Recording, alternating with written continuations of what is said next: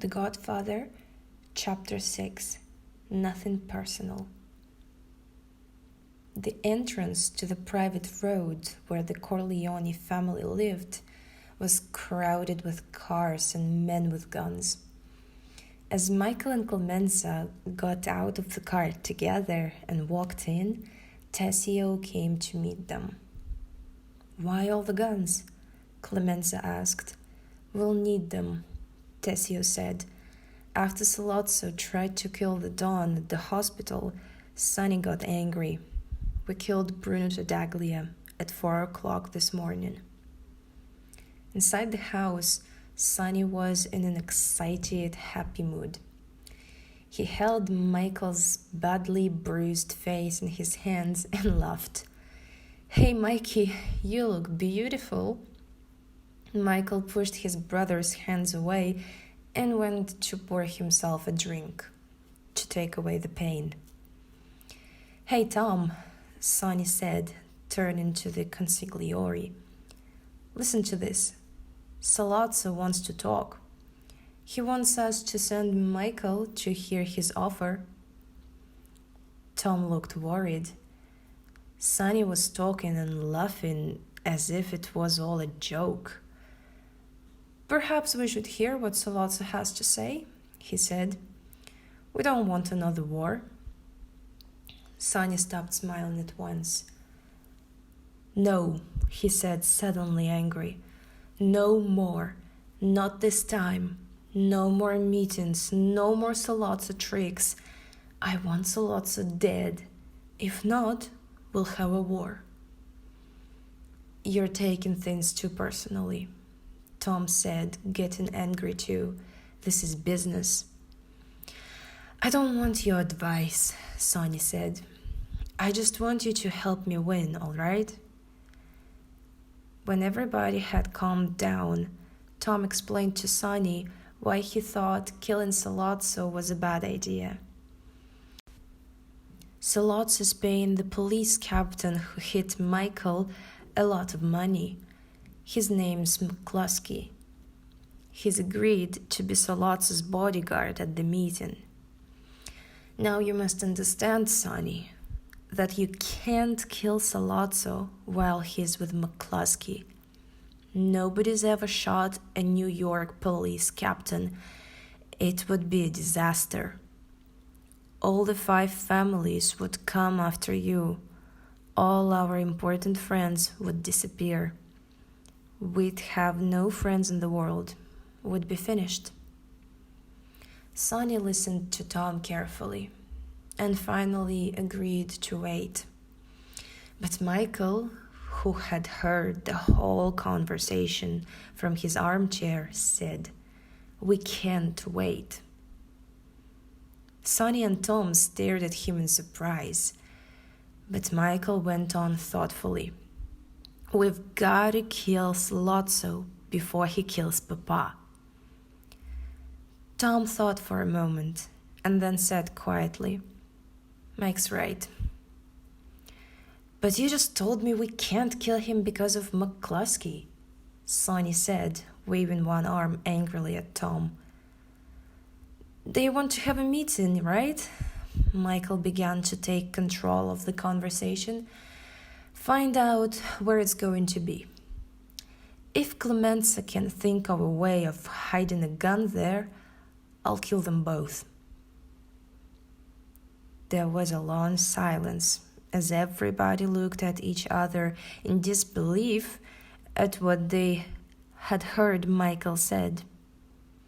Then Clemenza laughed, closely followed by Sonny and Tessio. Only Tom looked serious. He knew that Michael was not joking. "Hey," Sonny laughed, walking up and down in front of Michael, who sat strangely still in his armchair, looking straight in front of him. "What are you going to do? Nice college boy? You want to kill a police captain because he hit you in the face? This is business. You're taking it too personally." Tom smiled to himself. He had used those exact words to Sonny minutes earlier. Michael became angry. This is a policeman who's mixed up in drugs. He's dishonest. He turned to Tom. Listen, if he's killed, our friends in the newspapers will make a good story out of it. Isn't that true, Tom? Tom looked at Michael thoughtfully for a second before saying, You might be right. All right. Sonny held up his hands. He gave Michael a long, hard look, then shook his head as if he didn't want to hear what he was saying. Okay, we'll do it. Clemenza will teach you everything you need to know. We'll take care of everything. When it's over, things will be very bad, but that will be our problem. You'll be out of it, Mikey. We'll make you disappear for a nice long holiday until things calm down. He looked at Michael and added in a quiet voice filled with respect for his younger brother. You can do it, Mikey. I know you can. Michael smiled. He was beginning to feel a real Corleone at last. I learned things from my father too, he said. Eventually, after a lot of nervous preparation, the meeting between Michael and Sollozzo was arranged. At the last minute, Sonny was able to discover where it was going to take place. A small family restaurant in the Bronx called Louise. Michael waited alone, as agreed with Sollozzo, outside Dempsey's restaurant on Broadway. Finally, a large black car stopped in front of him, and Michael got into the passenger seat. In the back seat sat Sollozzo and Captain McCluskey. Although this evening the policeman was not in uniform.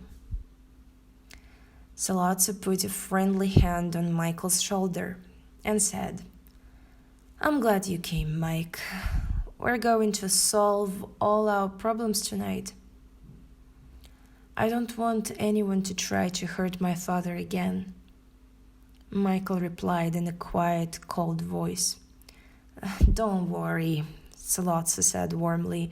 He'll be safe, I promise. But please, keep an open mind when we talk.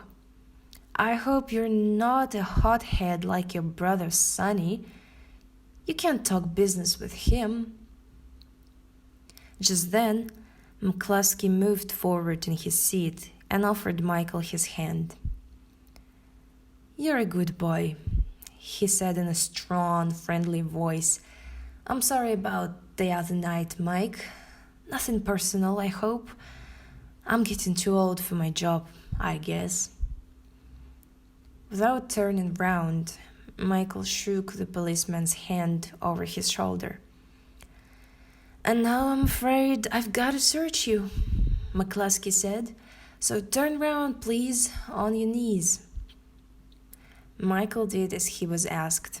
He's clean, McCluskey said at last, sitting back next to Sollozzo. Michael slowly put his hat back on his head and stared out of the window with a dead look in his eyes. Half an hour later, McCluskey, Sollozzo, and Michael were sitting at a small round table in the middle of a quiet restaurant. How's the Italian food here? McCluskey asked Sollozzo with real interest. Good, Sollozzo replied. The best in the city.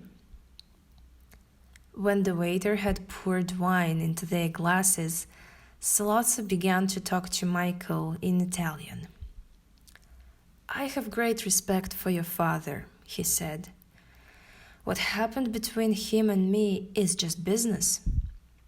His thinking is old-fashioned. Let's forget these disagreements. I want peace.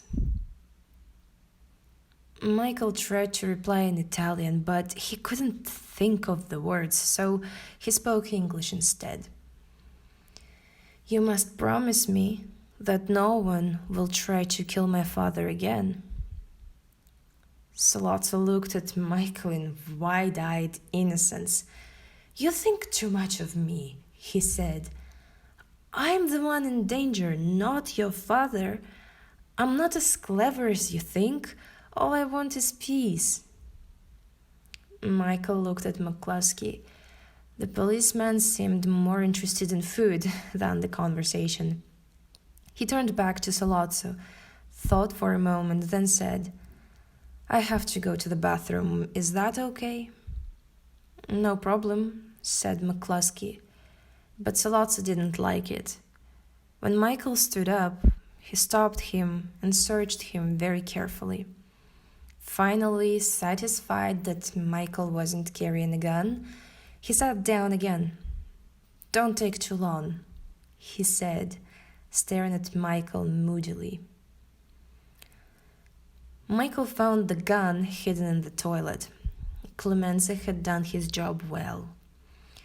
He pushed the gun into the top of his trousers, buttoned his jacket, took a few deep breaths to calm himself down, and returned to the restaurant.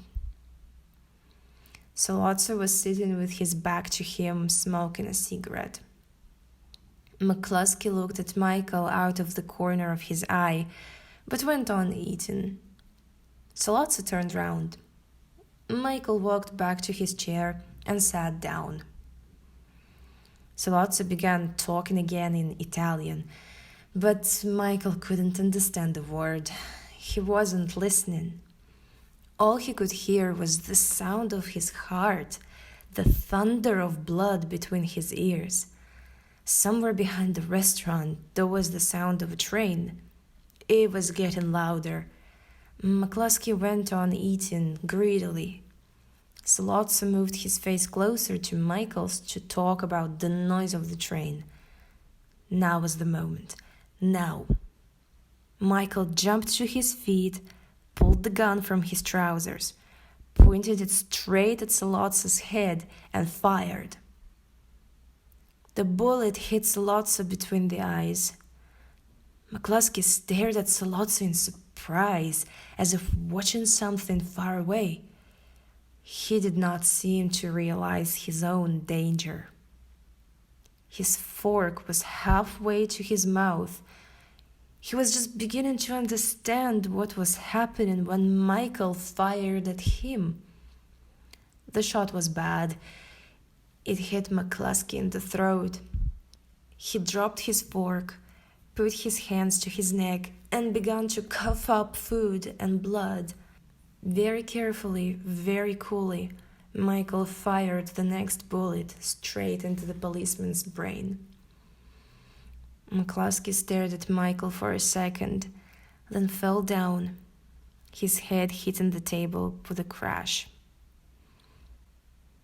Michael turned away. He let the gun fall from his hand and, looking straight in front of him, he walked quickly out of the restaurant, round the corner, and into the car where Tessio was waiting to drive him away.